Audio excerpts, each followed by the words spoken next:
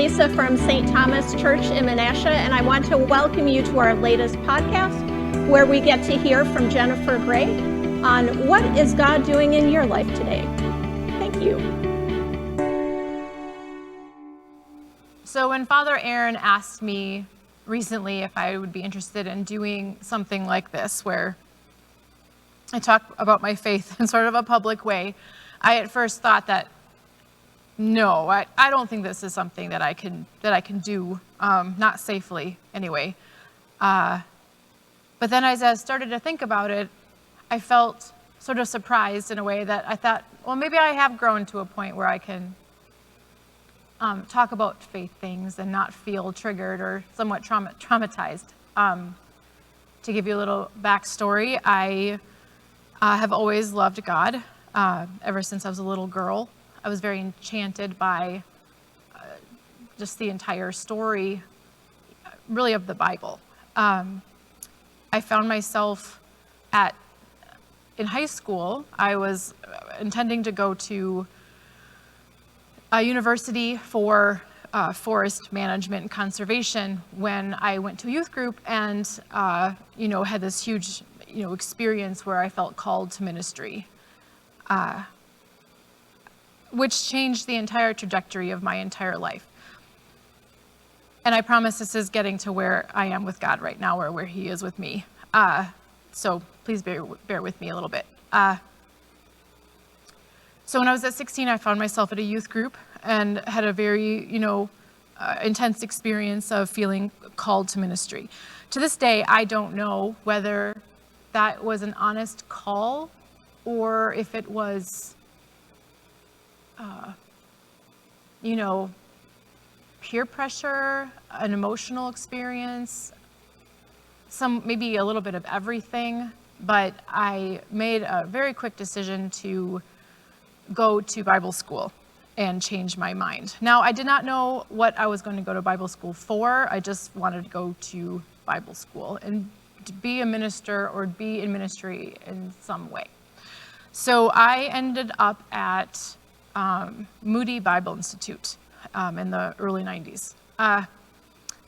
I was not raised evangelical, I was raised Lutheran, so the evangelical culture was very, very new to me. And I had this really raw, fresh, quite personal relationship with Jesus that I quickly learned was not palatable to the environment I found myself in. So I had to morph and change and make myself a lot smaller,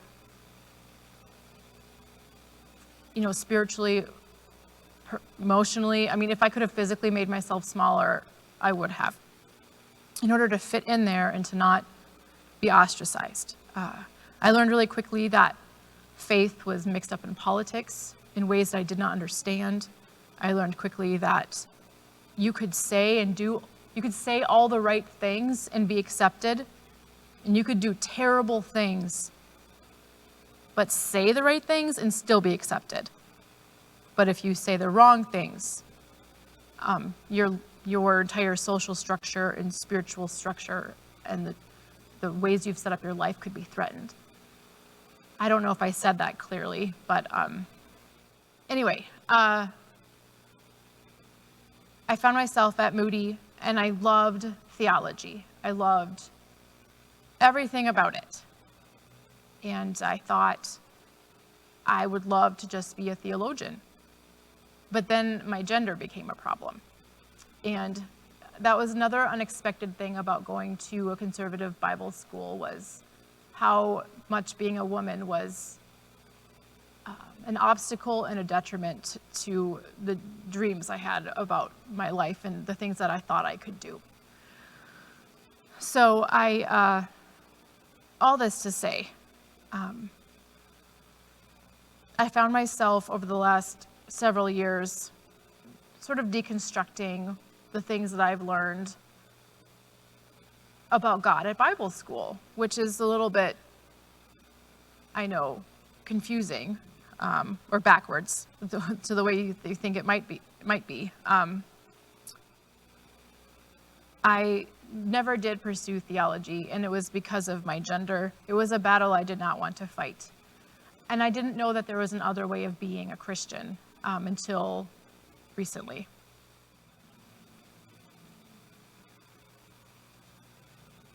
Watching the church splinter the way it has splintered culturally over the last 5 years has created sort of a cognitive dissonance that I'm not comfortable with.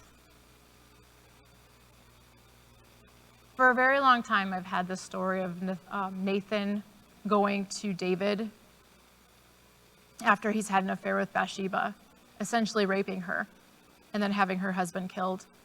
And when Nathan had told the story of the lamb that was taken away from the poor man by the rich man, that parable, I've had that parable in my head a lot lately. In fact, that parable is one of the things that led me back to this church, when for a long time I didn't know if I'd go to church again. And Father Ralph, the first Sunday we came here, used that very parable in his sermon, and I thought, okay, I can come here.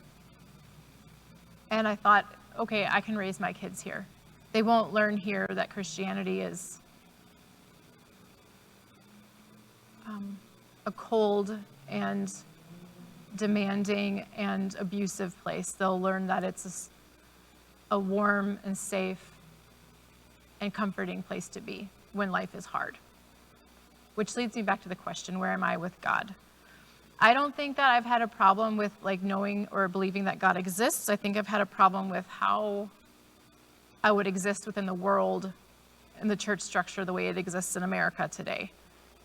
And I can honestly say that I'm in a really good place with God, and it has to do with the fact that I have separated myself from church culture, which again seems backwards. But church culture to me became an idol. It became a thing that, I worked in, I worked for, I had a career in. And for me anyway, God got lost in all of the ways that we do church. And in order for me to experience God again, I had to leave that. I had to go be amongst people that are not Christians. I had to get jobs and learn how to, engage with the secular society to a degree, and love people exactly for where they were at, and find Jesus in places I was told unequivocally that he would not be. And then accept it when I saw him there, and I let that sort of expand my heart and expand my mind. And honestly, I've been experiencing more of the Holy Spirit than I've ever really experienced before. And I can sense and feel God being in me and around around all of us. And I think what I'm trying to say is that spirit includes everyone, no matter what choices they're making. That spirit of love is moving in and around us all the time, even if we reject it, even if we fight against it, even if it makes us uncomfortable. It's the thing that connects all of us together. So that's where I am with God. It's been really important for me to find God without church. And I think I can come back to church now that I have him without it. And I hope that makes sense.